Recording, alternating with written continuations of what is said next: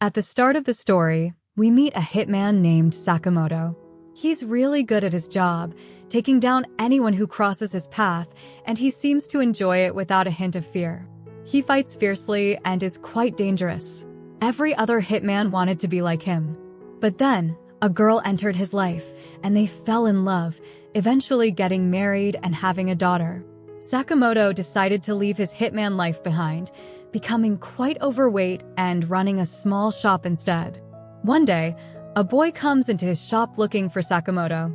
Meanwhile, Sakamoto is watching a kid who practices shooting targets nearby. Suddenly, the boy accidentally drops a bottle of ink, splattering a man in white pants. The man gets furious and starts to beat the boy. Just as he's about to throw a punch, Sakamoto steps in, grabbing the man's hand and thinking about using a pencil to defend the boy. However, he doesn't go through with it, and the man storms out. The boy, who is searching for Sakamoto, realizes that Sakamoto is ready to attack with a pencil. This boy, named Shin, is actually a hitman too, known for his ability to read minds. He introduces himself to Sakamoto, who is lost in thought about whether to have pizza or a burger for lunch. Why is killing me the first thought that comes into your head? Shin wants Sakamoto to return to his old job, but Sakamoto is just trying to figure out his lunch plans. Shin looks at him and jokes, "Dude, you've gotten so chubby that I can barely recognize you." After saying this, he heads to a chair, pulls out a cigarette and tries to light it. But Sakamoto quickly snatches it away, reminding him of the no smoking sign nearby. Shin realizes that even though Sakamoto has gained weight, he's still just as fierce and could easily take him down if he wanted to. Then, a delivery guy arrives with a package for Sakamoto and asks for his help. Shin thinks that Sakamoto is still living a double life as a hitman, pretending to be normal. But the delivery guy just needs help trimming a tree, and Sakamoto is always there for everyone in town, from kids to the elderly. People really appreciate him, and this makes Shin furious. He mutters, "What kind of guy is this? I thought he was tough, but he's just a big softa now. My respect for him has really dropped." After that, he gets into his car and starts to think about how he's been waiting for 5 years. But he still seems impressive despite his extra weight. Shin wishes he could team up with Sakamoto. Just then, he gets a call from his boss, who asks if he's convinced Sakamoto to return. Shin replies no, and his boss orders him to kill Sakamoto instead, saying they can't have anyone leave their gang. If Shin doesn't do it, someone else will take the job. The truth is that Shin was sent to eliminate Sakamoto, but he can't bring himself to do it because he admires him so much. After a lot of thinking, he had no choice. If he didn't act, someone else would take him out. So, he figured it was better to take care of it himself. Shin returned to Sakamoto's shop, where Sakamoto's wife greeted him, saying, "You were here yesterday, right?" But Shin ignored her and moved forward, quietly putting a silencer on his gun. He told Sakamoto he was leaving town and wanted to say goodbye one last time. Then, he pulled the trigger, but Sakamoto surprisingly spat out a candy that deflected the bullet, sending it off course. In a flash, he threw an ice cream at Shin and vanished. Shin was so confused he couldn't even guess what was happening. Suddenly, Sakamoto appeared behind him and kicked him hard in the face, sending him flying. As he lay there, he thought about how he had come to eliminate Sakamoto. When Shin finally woke up, he found himself in Sakamoto's home, which was above the shop. Sakamoto's family invited him to dinner. Shin was puzzled, wondering if there was poison in the food, but he ended up enjoying the meal, realizing it was the first time he had homemade food. After eating, he felt happier than ever and understood that Sakamoto had left his life as a hitman for these simple joys. After the meal, Shin thanked Sakamoto, who showed him a sign that said, "Thank you, please come back." When Shin returned to his gang, his boss asked why he hadn't killed Sakamoto. Shin replied that he let him live because he was so happy with his family.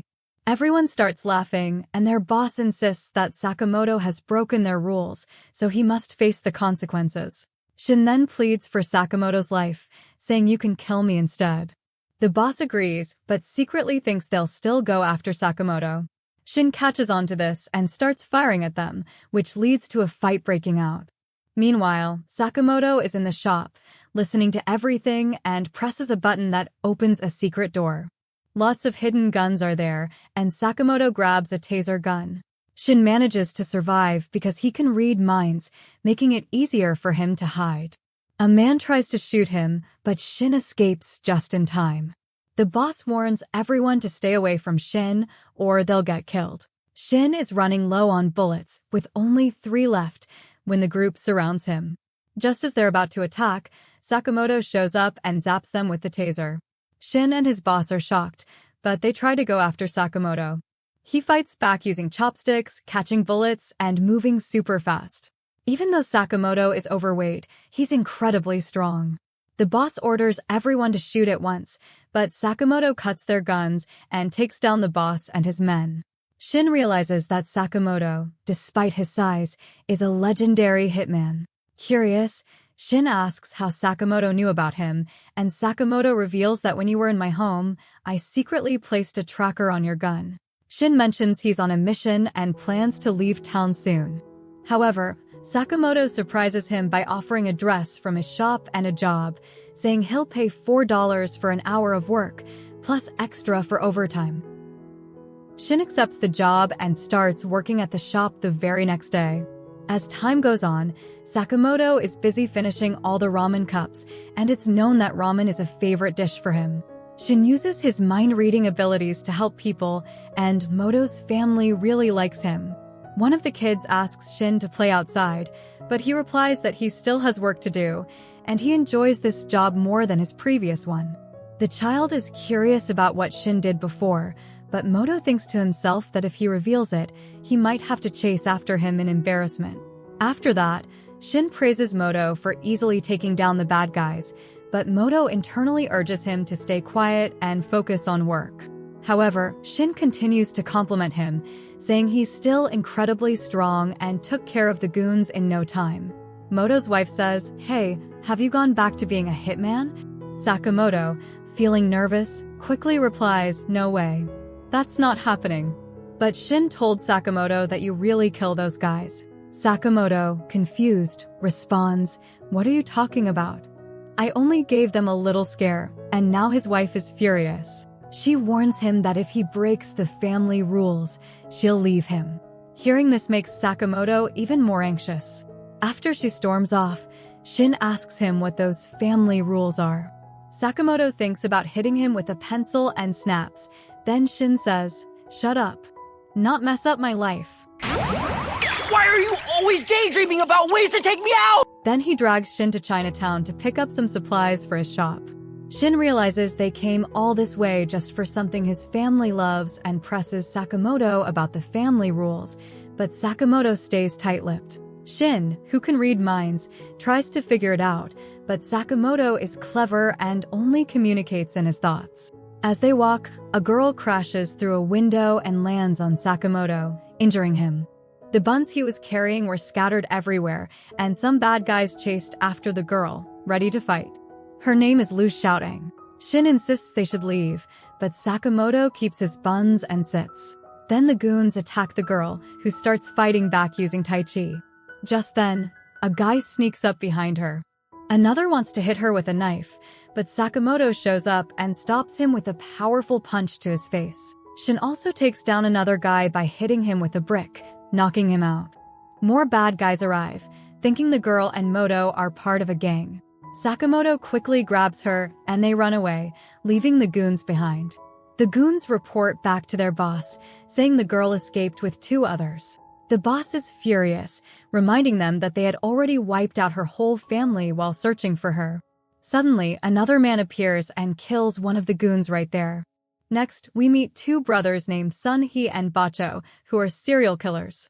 Their boss tells them that the girl has a special key, and if they get it, they can take control of the entire black market. He insists that they need her at all costs and warns them to eliminate anyone who gets in their way. Shin discovers that the girl belongs to a mafia family called the Luke clan, and the key she has is very important. It was given to her by her parents, who died protecting it. Shin asks her why she doesn't just throw the key away if it's so dangerous, but she replies that she can't betray her parents' memory. She starts to walk away, saying it's not their problem. Sakamoto stops her and asks if she knows how to make buns. She replies that her dad taught her. Shin then tells Sakamoto that they should leave, but Sakamoto insists that we need to stop our shopping right now and focus on protecting this girl. If we make it home safely, she'll bake us some buns. Suddenly, Bacho shows up and kicks Sakamoto hard, sending him flying. Lu tells Shin that they are twin brothers and very dangerous. They are hitmen who charge a lot for their services and never leave their targets alive. In a way, they are serial killers, and they enjoy beheading their victims and sketching them afterward. Bacho says we become very famous, but his brother mentions that they are hitmen and that people shouldn't know too much about them. Then, Shin steps up to confront Sunhee, but Sunhee stops him, asking if he's upset about the death of his partner. He questions whether they think it's easy to kill him. It seems like they are new to this line of work, as no experienced hitman would be unaware of Sakamoto. Just when Bacho is about to kill Lu, Sakamoto knocks him out with one punch. Sunny then asks Sakamoto who he is, and Sakamoto replies that he's his father. They've broken into a kitchen through the roof. Sunny tells Lu that if he hands over the key, he'll get a quick death. Lu refuses, saying it's his parents' trust, and he won't give it up. Sunhee retorts that Lu's parents said the same thing before he killed them. Furious, Lu charges at him, but Sakamoto stops him and throws him back. Shin advises Lu not to act out of anger. Lu explains that the vault contains everything from his family, who were murdered by those guys. Sunhee then throws a blade at Lu, but Sakamoto catches it effortlessly. Sunhee warns him not to interfere, and Lu is confused about why Sakamoto is putting himself in danger. Then, we see a flashback where Sakamoto shows up with a gift for Aoi, but there's some blood on his face. Aoi realizes that Sakamoto has just killed someone, and she doesn't want a gift that comes from violence. She tells him that if he can't quit this dangerous job, then they both need to leave. She jumps off the roof, but Sakamoto catches her, and they land safely in the snow below. Aoi then asks him if he would have missed her if she had died, pointing out that he jumped after her, which she calls love. Aoi makes him promise not to kill anyone anymore and to make up for his past by saving lives. Meanwhile, Shin reads Moto's thoughts and understands that this is the family rule. Suddenly, two brothers attack Sakamoto. He fights back using kitchen items, and they can't hurt him at all. After a while, they return with their weapons. One of them tries to use a special technique to cut Sakamoto, but he dodges it. The attackers are shocked because no one has ever escaped this technique before, especially since Sakamoto is older. They consider using another move, but Sakamoto hits one of them on the head with a pot and breaks the other's weapon. Now, Sunhee charges Lu, but Shin anticipates his move and pulls him back. Then, Sakamoto slams him with a fridge, knocking both brothers out. The girl asks him who he really is, and Sakamoto replies that he's just a regular guy, a shopkeeper. Meanwhile, their boss is really mad because there's a big box full of treasure right in front of him, and his men still haven't brought the key. After that, Sakamoto and Shin head over to him. The girl arrives with them, and the boss is shocked to see how she got inside. Then, Lu gives the villain a serious beating, making him look like a scared dog. She tells him that it's not necessary to hurt people over small things, and that they should let go of the past and be happy, just like her dad used to say. Lu opens the lock, revealing tons of treasures, books, and toys. One book says that the leader of Shoutang must keep their valuable items there, and different leaders stored different things. Lu's dad had left a drink for her, something he wanted to share with her when she grew up. After that, Sakamoto pulls out his buns and starts eating with Lu. The buns still look super delicious. Now, Lu has started working with Sakamoto, making pork buns at his shop. Sakamoto tells Shin that he's part of their family now, and as the new family member, he has to follow their family rule: no killing.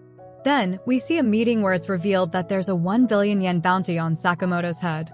Whoever takes him out will get that huge reward. And this is where the animation wraps up. If you liked it, make sure to hit the like button and subscribe to the channel. You can also leave a comment for the next part. I'll see you in the next video.